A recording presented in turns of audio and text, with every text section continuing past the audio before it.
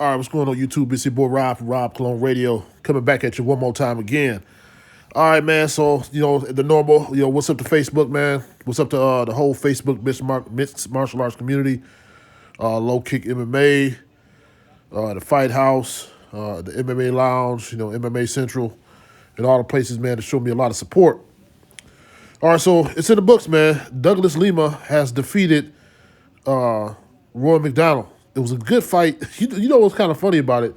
Who thought that Ben Askren and Damian Maia would have a more exciting fight than Douglas Lima and Roy McDonald? But both of these guys are very evenly matched. The ground game is very even. The stand-up is very even. Roy, I don't know what it is about him. I don't know if it's maybe just the size difference, but Roy needs to work on defending the jab. Douglas Lima probably could have stuck to that jab a little more, but he was very worried about being taken down by Roy McDonald, and rightfully so, because he won that whole first fight for the most part until he was taken down and dominated in those last 2 rounds.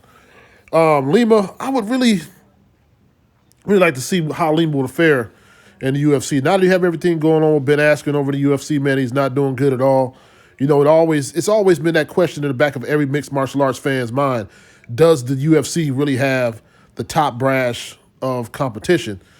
And it looks like, it is. You look at Roy McDonald, he goes over to Bellator, ultimately, becomes a star, wins the belt, won the belt, won it from the man he just lost to.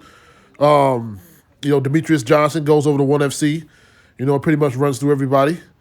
So, to a certain extent, and I think it has a lot to do with just the exposure and the pay, which is starting to get to the point where I believe ONE FC is slowly and undergroundly, if that's a word, bridging that gap with the UFC worldwide. I know the ONE FC will never become as famous as the UFC is in the United States, but worldwide, I think they say they do have a larger fan base just because they operate in other, in other parts of the world. But yeah, man, this was a good fight, man. Paul Daly had a good showing tonight. Won by TKO. That was a co-main event. It's just crazy, like I said in the back of my head, man. I'm gonna be thinking about this all week, man. The fact that Damian Maia and Ben Askren, 2 non-striking dudes. And I guess that's why it went the way it did, because they don't have to worry as much about each other striking. It was somewhat even. I thought Damian Maia would have a little bit of an advantage in the stand-up, but he didn't.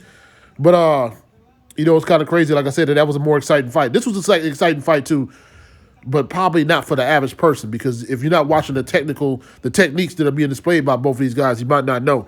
And Douglas Lima may have the most devastating leg kicks in mixed martial arts. Argue with me.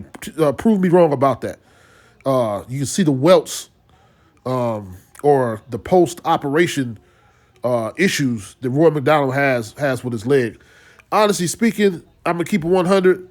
I only think Roy McDonald has maybe another 2-3 fights left in the tank. This dude has been through some wars, man. He has issues with his nose.